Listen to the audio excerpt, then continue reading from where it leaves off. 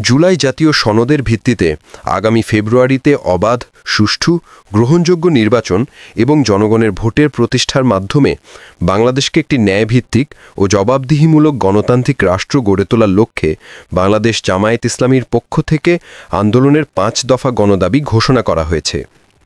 আজ দুপুরে মগবাজার আল-ফালাহ মিলনায়তনে এক সংবাদ সম্মেলনে এসব দাবি ঘোষণা করা হয়। সৈয়দ আবদুল্লাহ তাহের জামায়াত ইসলামীর পক্ষ থেকে আজ ১৫ সেপ্টেম্বর আন্দোলনের ৫ দফা গণদাবি জাতির সামনে তুলে ধরেন। গণদাবিসমূহ: ১. জুলাই জাতীয় সনদের ভিত্তিতে আগামী ফেব্রুয়ারিতে নির্বাচন আয়োজন করতে হবে।